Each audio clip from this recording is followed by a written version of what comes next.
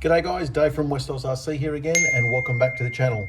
Today I'm going to be doing some modifications to my broken 3S Infraction. It broke the shaft in the last video after around the third pack. So I went and got myself some of these metal shafts. These look pretty smick actually. I'm really liking the look of those. So let's open them up and see what we got. Look at that, how good is that?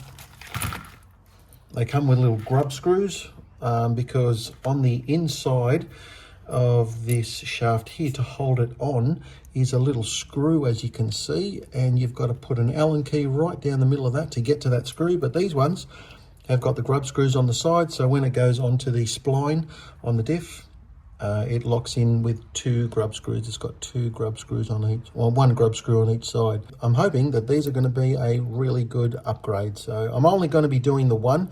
I'm not going to change the others because if they break, I'm going to change them then. So why make extra work for myself when you don't really have to? I'm also going to be putting these Rocket RC fans. Now, stupidly, I bought the wrong plug, didn't I? Yeah, of course. These are called a ZH 1.5. Now, they don't go into the JST plug that's on the motor.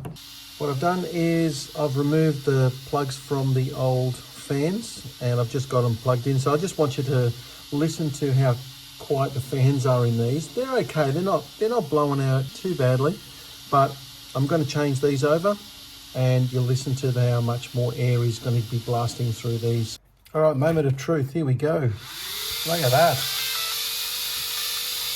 Now there we go guys, now that is some air moving through there. Now just always make sure that you put the fans around the right way, that has to be a suction, and it is, and that's also a suction, so making sure that they always push down the air into the ESC. These fans are from Rocket RC.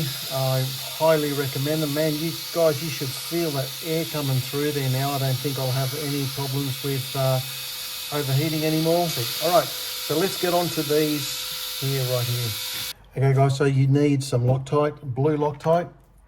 It's going to have a few screws. Now it's got two grub screws, so one on this side and one 180 degrees to it also. So I believe the grub screws are right here. So just a little bit of blue Loctite on there, not too much. And screw that into the, I want to make sure that it doesn't go too far in there. A little bit more on this one.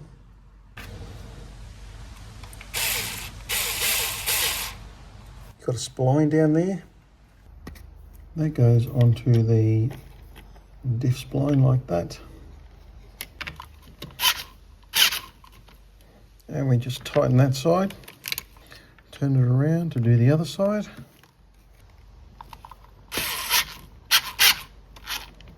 Just nip that up like that. Then we throw the shaft in there to get this, this bearing off here. So I've had to raise the truck up a little bit. But the shaft goes into that universal joint that we just grub screwed in. Goes into the bearings. Careful not to push the bearing out on the outside. The actual hub goes onto the wishbones. Swivel pin right here. And goes straight through the hub. And that holds it in place. Push it all the way in. And then you get this tiny little screw. And that one there goes right in the back of the wishbone here. And it holds the pin in. Now let's screw that one in there. And that just holds the pin into the wishbone. And then we just pop this control arm and we just screw that one back in there like that. And that is pretty much done on the hub assembly. That's a real nice setup, that. I really like them. Okay, time to put the hex back on, the 14mm hex. So your pin goes right in the center there. Rotate it so it's horizontal, put the nut on there, and there's a tiny grub screw that holds the pin. Whatever you do guys, do not over tighten this at all. That's all you want to do, just by hand, and that's the lot. Let's put the the Vipaz back on, and I'm ready to rock and roll again. All right guys, so I'm going to put a heap of packs through this again, and let's see how well these Vipaz stand up to the challenge. All right, let's get out in the field and run these tyres. Okay guys, so I'm back in my little favourite spot over there, my roundabout. So I've put the fans in, as I've just shown you, and let's have a listen to these guys. Oh, listen to that. That is awesome.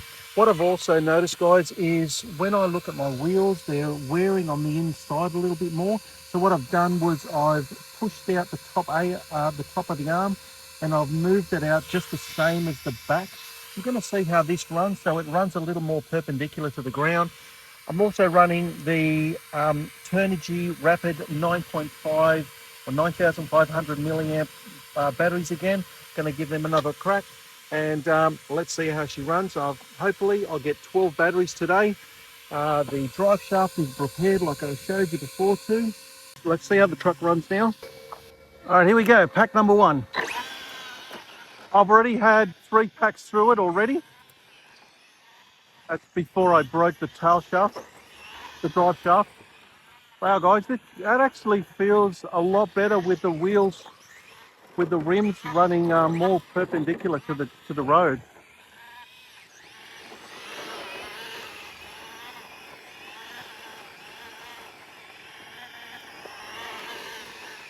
Feels real nice.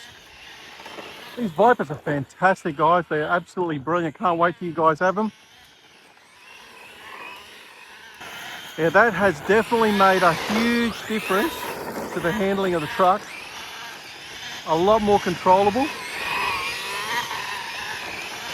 Really looking forward to seeing how these wear after the 12 packs. I think we'll all be pleasantly surprised.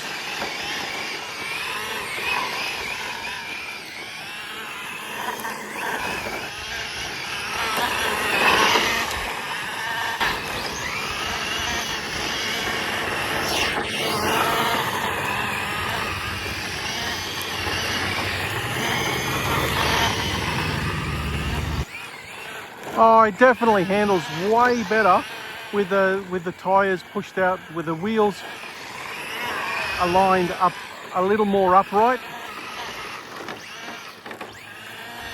than from factory.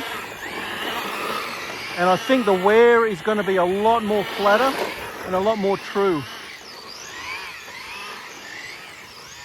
This is hilarious too, watch this. Reverse donuts. These Turnigy batteries are freaking awesome. I'm really happy with them, eh? There's plenty of power in them. Heaps of time. And I think these fans are working really good because it hasn't cut out once. I don't want to speak too soon though.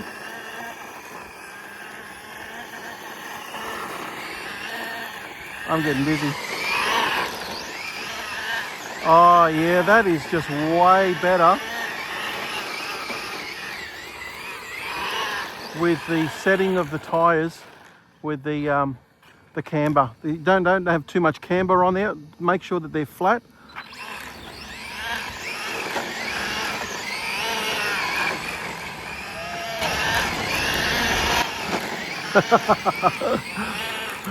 Dude, enjoying to watch you seeing what the truck's doing. I 100% advise bringing those wheels in a little bit, guys. Bringing the camber in.